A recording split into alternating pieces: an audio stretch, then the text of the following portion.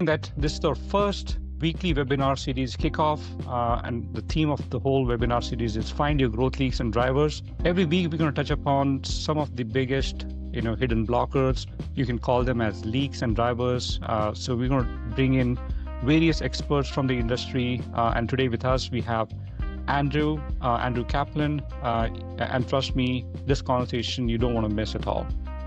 So Andrew, I've known Andrew for quite some time now, almost 6 to 8 months now. I've been following his work on delivering value. He's written so much work on product-led growth, mastering activation, onboarding, retention, and you name it. But before delivering value, he was leading growth at Postscript, HTR, and he's been working with a lot of product leaders across the industry. So Andrew, super excited to have you on board. Welcome to the webinar series. My first live. Let's do it. Okay. So Andrew, we asked some of the audience on what are the biggest problems that they see, and we'll touch upon some of that. But maybe at the very top, could you maybe express your thoughts on what is activation? I know in the modern SaaS world, regardless of product-led growth, AI-led growth, or sales-led growth, regardless of how you acquire your customers, activation, we've heard, is something that every signed-up user has to go through, at least at the account level. Maybe could you describe a little bit about what is activation, and maybe we'll start from there. Yeah, sounds great. So in general, I think a lot of folks maybe confuse onboarding and activation. So onboarding is really like the new user experience, what happens, the emails that you get, the stuff that you see inside of the product, maybe some of the bumpers and guardrails that are on there. But really onboarding is sort of the mechanism in the experience. And really the goal of a lot of onboarding from a company's perspective is to get a new user to experience the value. There's all kinds of good stuff that happens. You want people to use your product, but you don't just want them to use any old pieces of your tool. You want them to use the stuff that's going to give them the most bang for their buck. And all data shows that if you're able to do that, you're able to understand at a core level what is valuable for users when they sign up, and then you deliver on that premise and you make sure they experience the value inside of the tool. Usually everything that you want from a company perspective in terms of retention and likeliness to upgrade to a paid plan, usually all that stuff takes care of itself. So activation is sort of an industry term to understand, did a new account get to that moment? Did they experience the value in whatever ways we've defined it? The actual, the specific definition is always going to be slightly different depending on the organization and the tool and the ICP, but typically it is a binary moment. Either you make it to this moment or you don't make it to this moment that you can track to understand, did we deliver on the value as promised? Sometimes it's referred to as like the aha moment, but from a user's perspective, usually it's like that first time when they really understand like the value and sort of why they might continue using the product. And it's usually something that you can track that correlates to a much higher likelihood that they convert to a paid plan and continue becoming an active user over time. Got it. So let me get this straight. So what you're saying me is that activation is getting to that first value, whereas onboarding is the things that you do to set up, your account, set up the product, and that might be the first step in getting to that value. But activation as an industry term is, whatever you do, whatever it takes for you to, get to that first value. Would that be right to say? Yeah, I mean, activation you could think of as the output. So if we do a great job with our user onboarding and our new user experience, the output or outcome of that should be that the new accounts activate. So we want to track that to understand, did we do a good job with our onboarding? And is this new account likely to become an active user and maybe eventually a paying customer? So maybe we'll try to go a little more deeper into this part. I know activation, has been a very new term in the industry, maybe until at least 2.5, 3 years back. Most people used to use onboarding. Maybe we'll rewind that a little bit. 2020, 2021 is where we started really talking about product-led growth. But even before that, companies who would sign up to a product, regardless of their acquisition channels, they would go through this experience of onboarding to the product. It was not very likely self-serve. Self-serve is becoming a lot more movement now.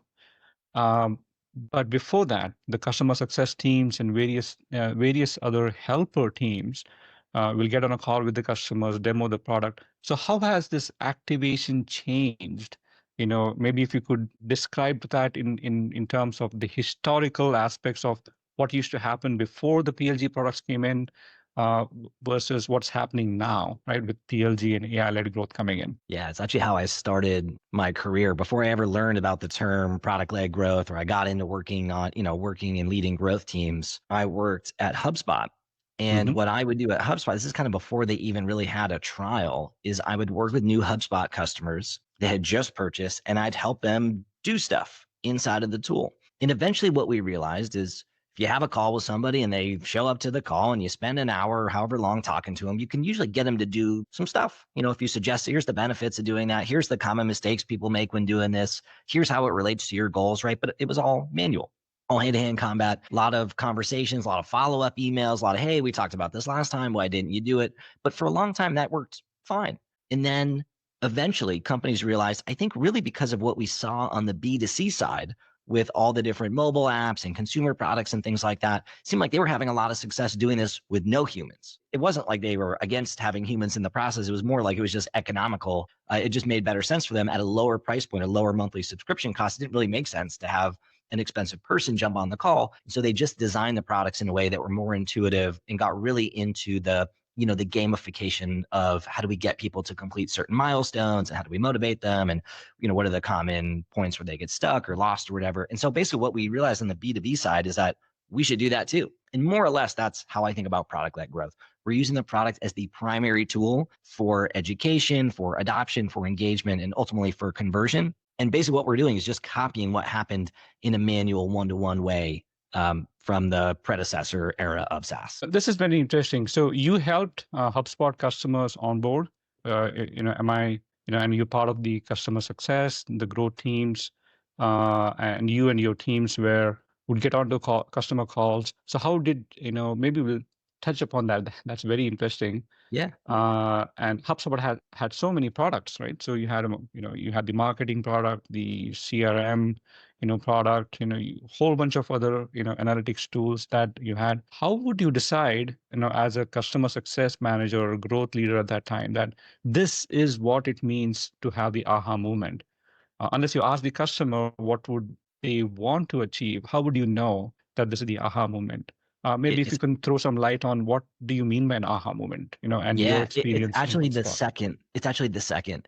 So a lot of what we would do would be to start by understanding the reason for signing up in the first place. What were their goals? How did HubSpot, or insert whatever product we're thinking about, how did that product assist, or how was it involved in the process of them achieving whatever business goals or marketing goals or whatever it is that they have? And then what we would do is show them different pathways and different things that they could do inside of the tool to help them experience value on their terms. Now, eventually, if you do that thousands and thousands of times, what you start to see are the same outcome patterns. So when you talk to folks who had been really happy, that had stayed customers for a long time, and you say, hey, what was that moment when you first felt like you experienced value?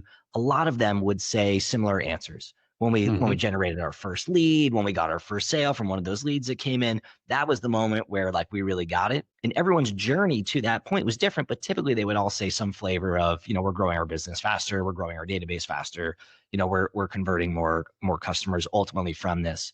And so that became more or less, I'm oversimplifying, but that became more or less the activation moment. And then the journey to get there was very customizable and personalized based on what we learned about customers. And essentially, my whole onboarding philosophy and the framework that I've kind of stumbled into on the B2B side essentially mimics that.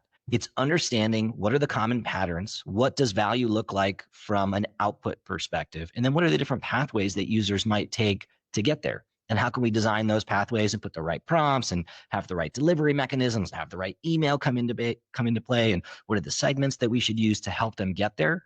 And how do we make sure that they end up, experience value and converting? So that's more or less kind of how I thought about it and how we went about it back in those days. Got it. So could you give some examples on, what were these aha moments for HubSpot? And I know you worked with, Wistia and Postscript and whole bunch of other companies that you advise. Maybe, to our audience, this is a recorded call. So if you could maybe share some insights on getting to figuring out what that aha moment for the customers is, and especially for early SaaS founders, someone who's not yet reached revenue. They don't yet have a constant motion, or a consistent motion of, visitor to lead, to sale.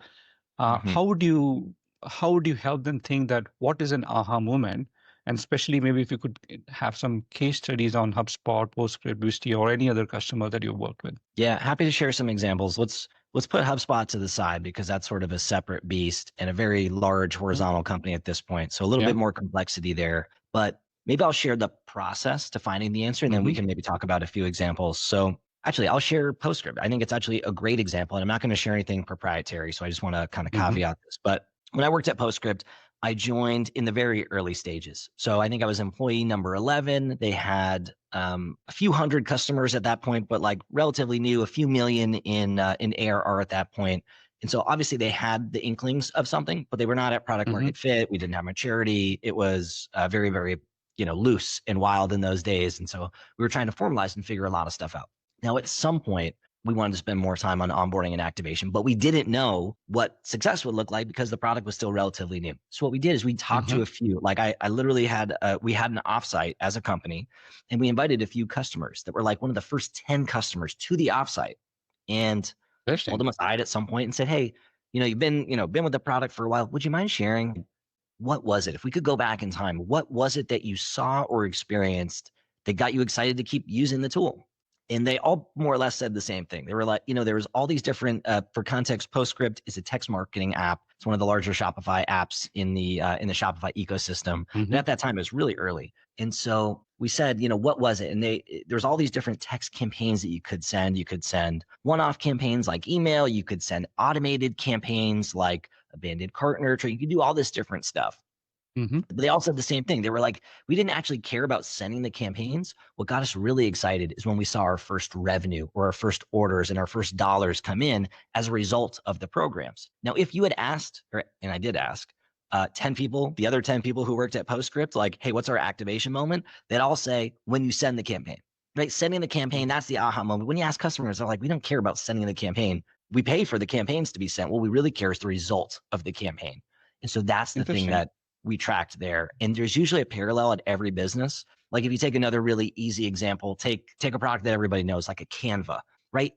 And I have no inside baseball here. I don't advise or coach anybody at Canva, but from the outside looking at it, it feels very obvious to me. It's not creating your first design.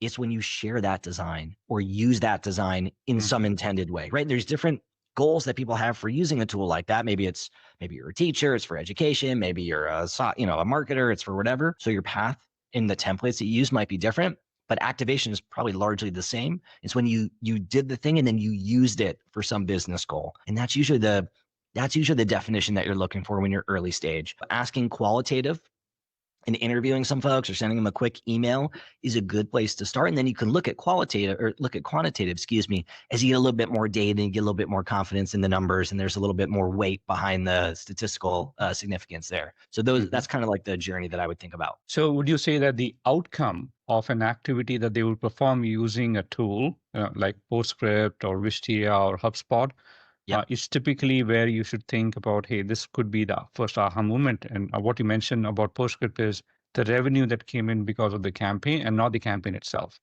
So Correct. setting up of the campaign, would you say is the onboarding, uh, you know, um, and maybe having a first workflow of creating the campaign and sending it, adding contacts, whatever that might be, and that's just still the activities that you would perform to get to the aha moment, which in this case was almost a quarter later, right? Would that be right? Correct. There's typically different milestones. Usually there's a setup process where if Mm-hmm. you think about a PostScript or a Canva or a Wistia, a lot of it is, tell us the business name, tell us what you want to name your account, give us your brand colors, your logo, if that's Sure. important, load your contacts if you're an email or a list management tool or a CRM.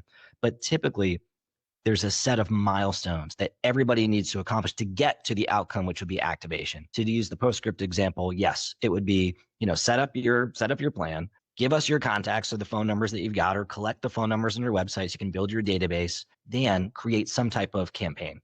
Could be an automated campaign. It might be a one-off campaign, not specific to you and your goals, but that's a milestone that obviously you would need to do to get to the outcome of sending a message that eventually generates revenue. Correct. So this is very interesting, and this is also very contrary. Maybe let me ask this slightly, leading questions. With PostScript, you mentioned that you brought in some customers for your offsite conversations, and you asked them what was the value. Let me ask a couple of questions for me to maybe understand this a little more. These customers were paying customers, or these customers were still in the process of understanding the value, and the reason that you brought him is essentially to convert them into a paid customer. What was the theme for why did you get these customers? It was the first.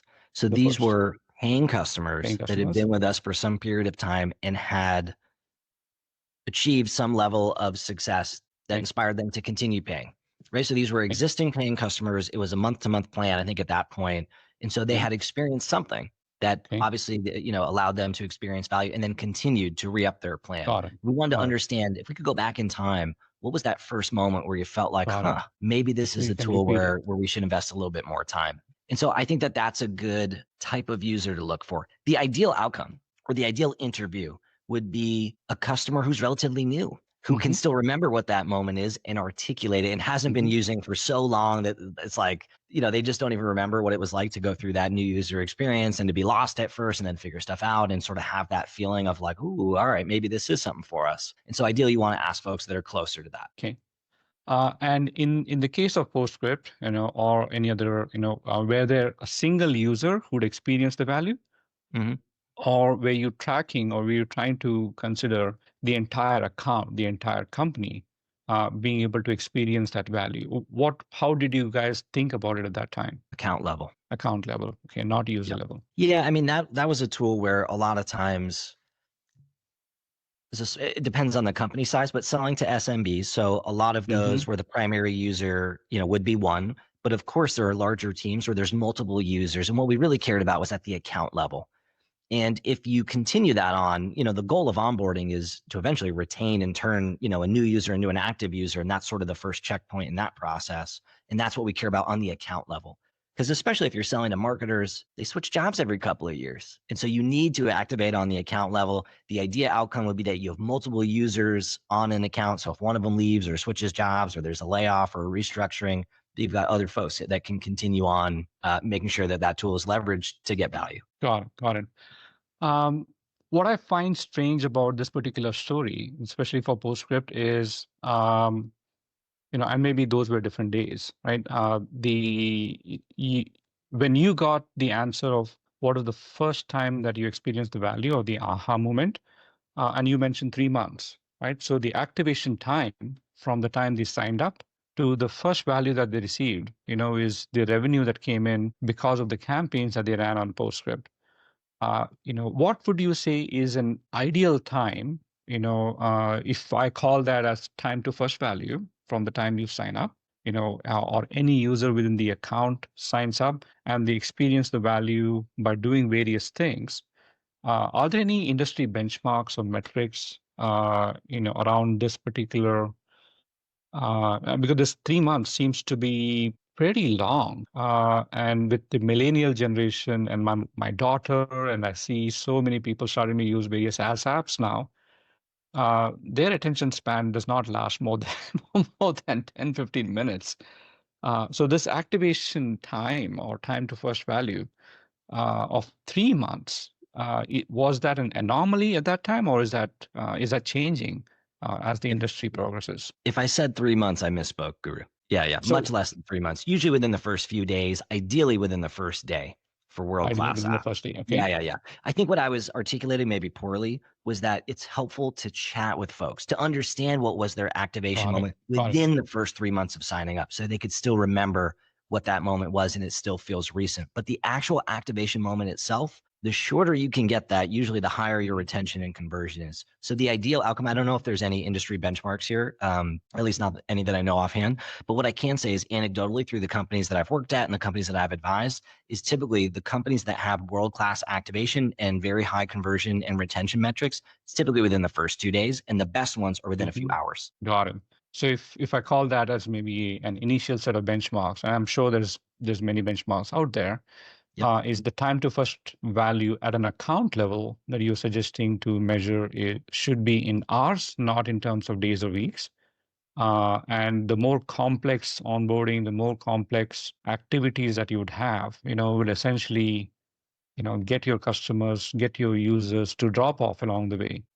Maybe let's talk a little bit about it, right? So you mentioned at the very beginning of the call, as you were introducing, some of the things that you do with your customers, you mentioned about helping SaaS founders design and understand what these aha moments are. You Mhm. help them also design the onboarding prompts that needs to be, shared with the users. So how would you think has the SaaS industry evolved? Because earlier customer success would get on a call with the customers, maybe one or two of them get on to hey, do this, do this, do this, like, all right, so this is your use case, go to the left pane, click on the third menu, click on the sixth step, now experience the value. Has that design changed now, or are you seeing a new evolution of, hey, this is a very specific use case, do only these one or two or three things, and then you see value? How do you see the design evolving around the space? I think there's a few components to that. One is maybe a philosophical change, which is in that era, you would Hmm. have folks complete 100% of the setup process before they do the first thing inside of the tool. Hmm. Typically, the setup process in those environments were long and painful. Hmm. And not that the setup process has been abandoned nowadays, but from what I have experienced and what I see, typically the world-class apps actually break setup into what is the minimum viable setup experience? Like what is the least amount of stuff that we need to get out of the way so that we can really start using the tool? And Hmm. then what's everything else that we can do later? And Okay. typically finding that is a little bit more art than science and it's a little bit different depending on your product. So I've seen that as like a philosophical change, Hmm. which is that we don't need to do all of the things up front. I've also seen a movement towards leveraging templates more in a product led environment, meaning Hmm. in the world where, let's say, you're a CRM tool or an email management tool, might be a good example. So, if you're an email management tool and the value is probably sending your first email that customers Hmm. receive or your list receives, you're not going to be able to send an email until you've got your list in there. But typically, Yeah. getting your list is a pain in the butt, and getting it imported takes time, right? Those are all things that insert friction and time and like confusion into the process. So, for a company like that, maybe having a list that you could borrow from them, where it sends sort of a dummy email to an AI alias or something like that, so that you could still experience what it would be like to receive and send the emails and get the email data and understand what the Hmm. click data looks like and all that stuff would still allow you to experience the value, but much, much quicker than it would be if you went through the full setup process up front. So breaking setup into multiple steps, leveraging templates in certain ways, and then also really simplifying and focusing on clean, simple user experience and user Hmm. design, I think are the other elements that I've seen a huge shift towards. Because in this world, it doesn't really work if the product is not intuitive and easy to use and fast and snappy and simple, and all that stuff becomes really important. Yeah, I think as more and more competition heats up, your advice on simple, effective design, very use case centric, use templates, will, all of these are tactics to essentially reduce the time to value. Yep. And have you seen this? Maybe let me ask this in maybe a three-part question. The first one is the design of the onboarding flow itself. Yep. And I think you mentioned about, hey, ask them what's, I'm just regurgitating what I've learned from you now. Yep. Ask your end users, within the app, what is it that specifically they are looking to, get done? Sometimes you might call them as use cases, sometimes you might call them as scenarios. uh, you know, grant them access to templates, grant them access to something that is quick and fast and dirty, so that they can experience the value, not necessarily wait for the whole long haul of things. For example, with email systems like Brevo, Mailchimp, uploading the contacts, as you mentioned, takes a longer time, but designing the campaign, with various templates should be dead easy, right? The second step that I think you mentioned is connecting the dots, between all of these steps. And I've seen, and would love to ask you on this one. I've seen that, hey, you give the first value. Let's say, for example, you take Mailmodo or Brevo or Mailchimp. You grant them the template. They open up the template. They love it. They start putting that, and then they abandon. Right? They abandon that template, and then they don't return for the next 3-4 days. So what would you say went wrong in something like this? And I've seen this several times. I used to be part of the cybersecurity, set of products in my past career. I built various things where you say, hey, you go connect to your AWS cloud, or Azure cloud. You bring in all the resources, and we'll scan behind the scenes. And then we realize that people don't want to wait for so long, so we would start showing them results, almost in real time. And even if that was pretty slow, we would show them sample data and we'll show them that, hey, we are working towards it. So we would retain their attention, on there's something that is happening rather than say, hey, come back tomorrow. But in this particular case, if the users are dropping off, you've given them, the first activity a template, but the users still don't, achieve the value. How would you think about that whole value realization? If that to be a framework on set of activities that needs to be done to get to that aha moment, how would you split that? Maybe with an example of, the email system that you talked about. All right, this is a long question. I'm gonna do my best here, Sorry. Guru. So I'm gonna answer it maybe slightly differently, and feel free to interrupt me and redirect me. There's a framework that I think about when you work through onboarding. There's almost two components to it. There's some foundational stuff that I think everybody should do, and then there's a moment where you need to break through a plateau. And then there's more advanced stuff. And the more advanced stuff doesn't work if you didn't nail the first stuff. So I view templates, I'll just give you the category and then we can go back to the beginning. I view templates as one of those things that when you hit a conversion plateau, that is one of the tools in the belt that can help you to break through that plateau. But if you have that tool without the right foundation in place, it's not going to be impactful. And it's something that you should do sequencing later versus going template first. So here's the framework that I think about. One, for any company that's looking to either build or improve their onboarding flow, you got to start by getting crystal clear on what that moment is. What is the value in the user's definition that is sort of the core value of the tool? What is the activation moment? If you do that, then you can detail out kind of what we've been talking about. What is the minimum viable setup? And then what are the milestones? Like what are the things that they actually need to do inside of your tool to get to the output of that activation, of that aha? So step one is get crystal clear on what that value is. Step two is see if you can reduce that time to value as much as possible. For most companies, there's like an addition by subtraction thing where like typically they just have way too many visual elements and way too many steps in the process. And if you can strip that stuff out, usually you can get folks to experience that value quicker. So that's the second step. The third is to guide users through those milestones. This is like one of the more obvious things that everybody misses, which is you got them inside of the tool. And for 9 out of 10 tools that I sign up for, I typically get through the setup process and then I make it to the dashboard page. And then I have this kind of now what feeling where it's like, well, what am I supposed to do now? And then because I like the internet, I click around and I get lost. And then eventually I go back to the dashboard and maybe I'm able to figure it out. Maybe I'm not. And so just having a strong perspective on what are the milestones that you want folks to complete? And then how can you encourage them to do that?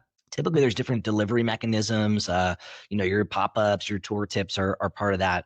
The more effective ones tend to be like checklists or getting started pages that just say, hey, step number 1, go do this thing. Here's how you go do it. Step number 2, go do this thing. So get clear on the value, reduce the time to that value as much as possible, guide users through those milestones with different prompts and delivery mechanisms. Those are the foundational pieces. And then the more advanced stuff to help you break through plateaus when you experience them are personalization. So as marketers, there's a million different examples where segmenting and personalizing helps you to convert better, right? We know that on the ad side, we know that with landing pages, we know a million examples of why and where that works. Same is true with your onboarding flow. And it mirrors what people do on the phone when you talk to them, right? Like, you and I talk on the phone. If I'm a new customer, the first thing you're going to ask is more information about me and what I'm looking to track and what our needs are and things like that. And so we want to do the same thing inside of the tool. We want to surface some information and then use that information to customize the experience that happens later. I call it onboarding recipes. It's one of the things you can do to break through the plateau. The next thing you can do is leveraging templates to help users power through that empty account challenge quicker. And then maybe the last tool in our belt that we can think about for breaking through our onboarding and activation plateaus are seeing if we can build more product momentum before they ever get inside of the tool.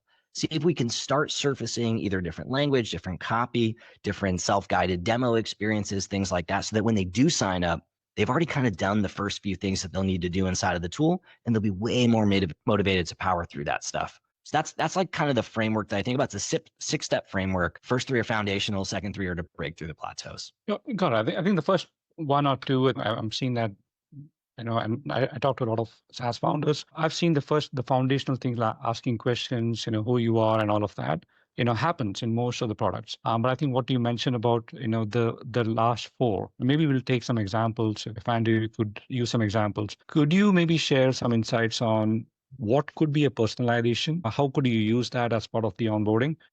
Because I think most SaaS products now are asking, hey, or even do an online lookup with ChatGPT or various other enrichment tools that, hey, this is Andrew, and this is your LinkedIn URL. All of that information is now getting more and more into the SaaS product the moment you're signing up based on the email lookup.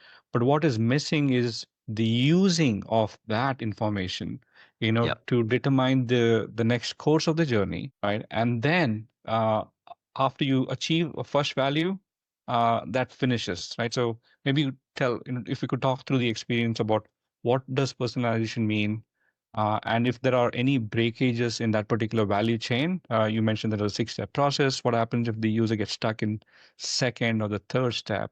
How do you prompt them to go, beyond the second to the third to the fourth and nudge them towards it? Yeah, let's take the first part of it. So you're right. When you sign up for tools, either they ask for nothing and you sign up with Google and they have nothing about you, and then they go and enrich behind the scenes, or they ask a million things up front and then they don't use it. What I have found is when it comes to driving behavior inside of the app, there's I've tested this like a million different ways. I've tested like title and company size and revenue and industry and vertical and all this kind of stuff. I found very little impact in activation and conversion for the companies for the companies that I've been involved with. What I found much more leverage on are these two ways to segment. One is based on your goal for signing up, your job to be done, so to speak. Even, Wistia is a great example. It's a video hosting platform. And your reason for hosting a video is usually marketing related. But even within marketing, are you hosting videos to showcase your brand? Is it to drive more leads? Is it to integrate video inside of your conversion and your sales stack and your sales process? There's a few different examples. You want to leverage video inside of your analytics tools. And based on that answer, we show you different stuff. And what we see is that the conversion, or what we used to see, is that the conversion rates were drastically different with certain goals. And so then all of a sudden you've got a vector where you can prioritize certain higher value segments. Some of those answers are going to correlate to different plans, which might be higher lifetime or lower lifetime value. You can use that data, to go and update your acquisition targeting and your acquisition campaigns to get more of the better kinds of users. You can cookie them and do all kinds of cool stuff. And typically it leads to higher conversion when you use that information to customize the journey that they see inside of the tool. So that's one, their use case or job to be done. The second is their level of experience. So if you treat beginners the same way that you treat a power user, they're both frustrated by that, right? That's not the right level of education for either. And typically beginners convert at very, very low percentages. More advanced users who are maybe buying the tool for the second, third time just at a new company convert way higher. And so if you can learn those two vectors, you can leverage that information to determine what stuff to show them and what level of advanced, like case studies, examples, functionality to surface during the journey as well. So I love that kind of stuff. Those are the two vectors that I've seen work well across a few different companies and different organizations. That's, I think, a good place to start. Got it. So maybe let's go through this particular journey. Let's say, some of these users, you've already segmented them, you personalized, the use cases, like the example that you gave about Wistia on. You're asking them not just on that you want to create a video, but where do you want to use it? When do you want to use it? What's the purpose of, doing this particular video? And using that and giving them prompts saying that, hey, for something like this, you do this. For the second use case, do something like that. Walk me through the process of, let's say, if the users are going through this particular process and they see that, hey, there's a checklist of 5, 10, 15 items, and they get discouraged by the number of steps that they have to do it. Do you have any recommendations on what's the bare minimal number of number of steps that one should have as part of the checklist so that they can get the value? Is it like 3? Is it 5? I think anything which is more than 3 or 4, it's very, very difficult to comprehend. Why would they take so long to go? And what's your experience and what's your advice to various SaaS companies that you advise on? It's a great question. Philosophically, the less number of steps, the better. What's interesting is there's probably like a flip side, which is if there's such a small number of steps, you shouldn't really need that much guidance, right? It should Yeah, just be like the intuitive way that you use the tool. If it's only a 3-step thing, that should just be the design, is to get yeah, people to do those 3 steps. What I have found, I have a hard time answering this, but I agree, right? And there's data that shows if you use, I personally have not seen a ton of like great experiences that have like these long tours, and there's all kinds of data that shows after 7 steps, it's like nearly, might as well just rip it out and have nothing, yeah, because people just get annoyed by it. I think probably 5 is a reasonable place to start. If you've yeah. got 5 steps, maybe the first one's already checked off. You can build in some of that indebted progress, or excitement and momentum that's already been built. And then there's maybe 4 additional steps that they need to complete inside of the tool. That to me is a good place to start. In my experience, that's pretty common. Shouldn't be too many. It's enough that it seems like they're important enough to do and provide enough value. And then if the carrot is large enough at the end, they should be motivated to do it. So that to me feels like a reasonable place to start. Interesting. Yeah. So 5 seems to be, at least your recommendation on that. Mm-hmm. Uh, um, Here's maybe an anecdotal story. So I was recently talking to the founder of Mother Duck. Mother Duck is a database company. They do, very similar to Postgres and analytics combined, together. And they did not have an onboarding flow. They would assume that the developers would go and understand how to work with the database. So they would just immediately after the sign up, they would throw them into, hey, here's the left menu, go do, create a table, whatever that is. Almost about 4 to 5 months back, they introduced, 2 steps, create a table, right? Upload some data and write a query, right? So like 3 steps towards this. And beyond that, they still kept the same left long list of left pane, almost like 40, 50 items into that one. And they realized that just by showcasing the value that, create a table, upload some data, write some queries and see how fast it is performing, they were able to experience and get that user to stay on and try more and more things. Likewise, when I talk to a cybersecurity company, which is more of a fintech and cybersecurity combined, so they have a 11-step process, and they realize that if they don't guide them beyond step number 3, they were seeing a lot more drop-offs. So they would go and say, hey, here's a checklist of 11. After step number 3, you will get some value and they will pause and then they will progressively load it the next, set of 4. And then after they achieve the value, they progressively load in the next, 4 or 5. And, there are some techniques that people follow. But I think what you mentioned about number 5 seems to be, a good number. On the other hand, we recently onboarded to Amplitude. So we ourselves are using Amplitude to go, it does not have any guidance. It just throws you into, hey, here's a script and then go look at my documentation, right? And then our teams had a, very troubling time and going through the documentation, figuring out, hey, if I want to do something of that sort. Sure enough, the amplitude.com/easy, where you give all these templates, those are off the product. You have to go off the product, right, to understand that and then import that into the product. Very, very difficult to connect the dots, right? It's But asking we a lot from tested, people. yeah. So that throws you off. And then while you're doing that, you'll get customer success calls from Amplitude and say, hey, you know what? We correlated your company domain, very likely the size that you are in. And these are the things they would send that over email to us, not within the product. Hmm. So there are all these things that happen outside of the product. Do you have any guidance on, should those be inside the product, or do you think that this whole thing about outside and inside of the product, are 2 different things? Should they over time merge? What's your guidance on how do you help something like this? Connective tissue in my mind between those 2 examples is who you're selling to. Because there are certain audiences where there's maybe more tolerance for stuff like that. But I would say as a best practice, keep them inside of the tool. It's really hard to get people to use your product. it's extremely hard to get them to sign into your product if they're not in the mood for signing into your product. And the longer you can keep them inside of your tool making momentum, generally, the more likely it is they're going to experience value and keep using the tool. Now, there's some edge cases, right? So some of the examples that you shared might be an edge case, which is for some of these tools, like an Amplitude, the setup process is extremely long, right? To connect all of your data sources. We talked about, examples where, we want to try to minimize the activation experience to within a few hours or a few days at most. Mm-hmm. That's one where it's a few days at least, right? So it's a very technical buyer, and technical buyers tend to have very little patience for in-app prompting. And so I'm not shocked to hear that some of those like more developer-focused tools don't do that, because that makes sense for their ICP. They tend to be investigators where they like go and find stuff on their own, like culture that kind of fits the ICP. And it seems like they've mirrored that inside of the tool.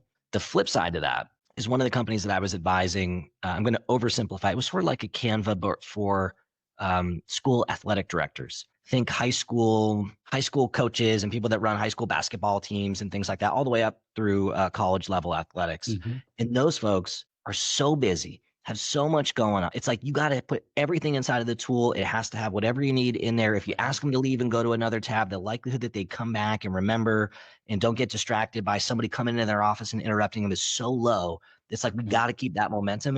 And there was we had data that showed that.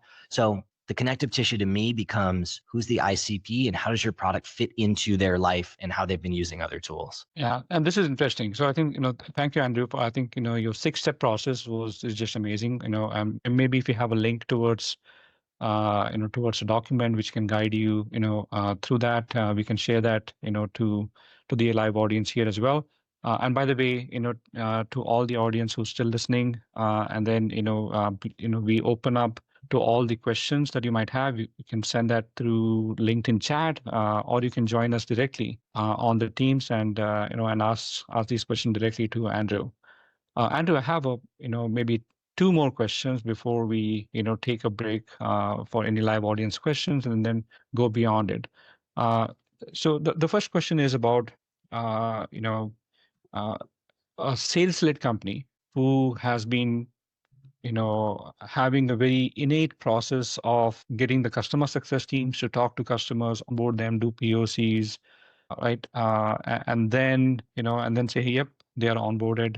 Go to the CRM and say, hey, this particular customer is now onboarded. Assign that ticket over to the sales team and say, hey, now the POC is done. All of this is done. Please go talk to them more about converting that into a paid plan or whatever that might be, right? So there are many, many, many, many sales-led companies who are in that particular bucket where customer success teams are the ones who's necessarily be in the forefront of driving the onboarding experience, the activation experience. Any advice do you have for any of these companies on how they should change the mindset of reducing the overhead of the people dependency with customer success and make that as part of the tool? Have you seen that, in the last maybe a year or two? Have you been working or consulting with any such companies? Any thoughts on how they can change? Yeah. So the question is, I just want to make sure I understand the nuance. Are we talking about how do we find balance between a self-serve and a sales assisted model? Or are we talking about how do we change the model that we've got so that we don't need such reliance on human intervention? The change to the organizational DNA that customer success is the only one who should do the onboarding and not the product itself. There are a lot of SaaS founders that I talk to who've crossed maybe 10 million, 15 million, like, hey, we want to go only after larger and larger customers, but that also means that they're spending a lot more money on customer success to get them onboarded. It takes them almost 15 days to 30 days from a POC to to an actual onboarding, and because of the schedules and all of that, it really is about a month and a half or 2 delayed. So any thoughts on how they can change their organizational DNA that we can actually move the friction that is coming in because of the customer success teams and make it a lot more simpler for for the customers to do it more by themselves, but the customer success can hype and can guide them, can jump onto maybe a 15-minute call on a weekly basis rather than a 1.5 2 hour call. Right. Or maybe even do like one-to-many product workshops or office hours kind of stuff. Yeah, Yeah. there's a lot of different ways that you could operationalize that.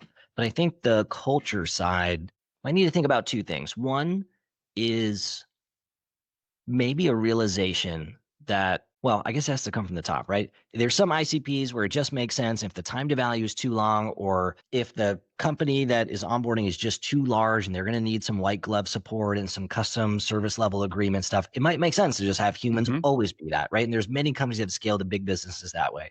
But if you have a mix of large, medium, smaller companies within your organization, I think it starts with just understanding that the largest hybrid companies, your Canvas, your Miro, your Airtables, like they all have an environment where 80% of the customers buy touchless, and their team identifies who that largest 15 to 20% are, either by their firmographics or their behavior, or maybe they just raise their hand and self-identify themselves, and they just service that top 15 to 20%.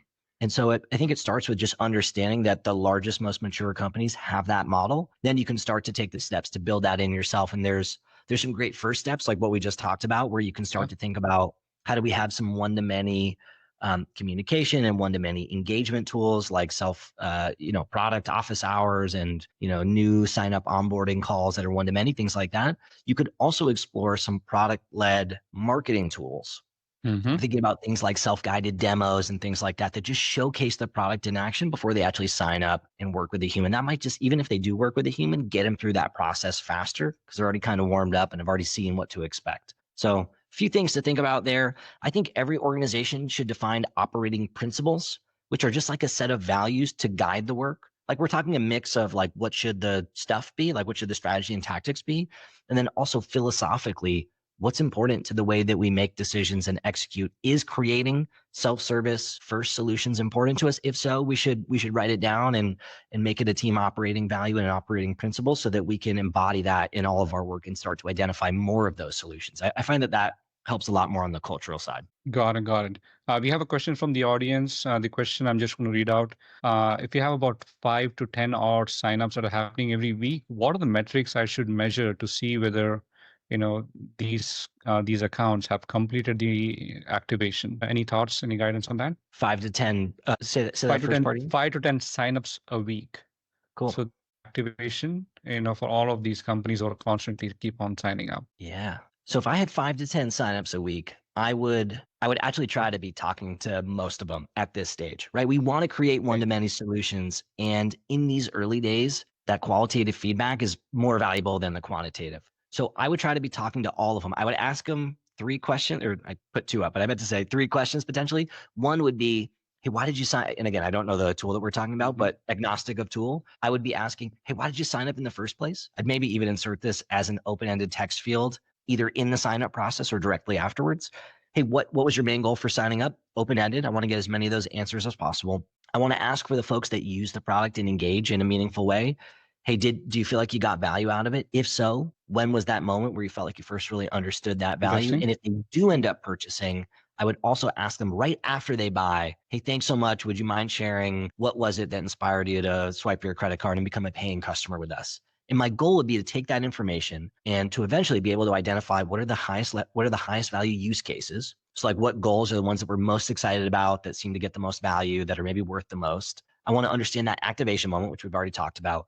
And then ideally what I'd be working towards is, we call them those activation recipes, which are, if we know the reason why people signed up and the reason why they purchased, maybe they share a certain combination of features or whatever it is that inspired them to pull out their credit card and pay, then ideally what we can do is go create and adjust our onboarding experience so anyone who signs up with this goal experiences the same thing that those other folks are saying got them so excited to become a paying customer. So those are some things I'd be looking at. I'd be looking to really define what first version of activation is, and then start to get a little bit of quantitative. And I'd be looking for, if I was benchmarking it again, I don't know the industry, but just maybe a good rule of thumb, somewhere maybe 35 to 40% of new users I'd be hoping to activate. And if I'm lower than that, I got a little bit of work to do and I can investigate why. If I'm above that, I'd maybe revisit my definition. And if so, I'd be focusing maybe a little bit more on the conversion side of things. Those would be a few of the first steps that I would take. Got it. To the person who's asked this, survey, feedback, and then figure out if the activation rate is about 25, 30%. go beyond that. So we have next question. What about all the customers, all the accounts who have not activated? Any tools you can suggest to recover them? No, this is like the bane of my existence. If they don't activate and they're using the tool, there are things that you can do, right? You can prompt them. If it's a mobile app, you could send them a push alert. If you have their phone number, you could send them an SMS, right? You could do all these things to remind them, to try to spur behavior. If they're not engaged and they signed up and they did what a lot of new accounts do and they poke around for like 5 minutes and then they leave and they don't come back, almost no amount of time, effort, and notifications can get them back. And I hate saying that because it feels defeatist to say it. And that's not aligned with like my personal life philosophy, which is like, there's always an opportunity, but it's just what I've learned after doing this work for a long time. It is nearly impossible to re-engage folks who have already made the mental decision to disengage. Okay. And even if you survey them, you might think, well, maybe I could learn something. Maybe I'll send them a survey and just ask them, hey, what about the tool didn't live up to your expectations? I've surveyed like 20,000 of these people. I got like 4 responses. Yeah, and so, it's like, it's just not a population where there's much leverage, unfortunately. Okay. The better move is to try to engage them up front, and then you never have to deal with that. So to the person who just asked, you heard it from Andrew straight up. If you don't have your customers, your accounts activated, and there's a certain period of time after which, they become completely disengaged, there's no way to recover. No tool can help you.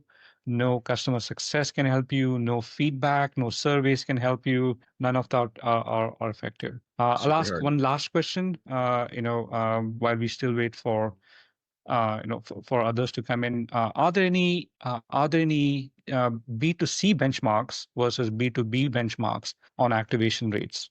You mentioned about 25-30%. Maybe Andrew, could you maybe share some insights? Is that B2B or is that more B2C? Yeah, I'm speaking to SMB SaaS, kind of that prosumer B2C2B world, right? So that's the world that I come from. Wistia, which you can sell to individuals and also teams, and PostScript, which is kind of the same. There's many small businesses and then also some large teams. So what I see is typically 35 to 40% is usually the benchmark that I look for when selling a tool to that audience. And yes, there's different for B2B versus B2C. Do you have benchmarks published, Guru? If not, I'm going to send folks to a different resource. So we have it inside the product itself.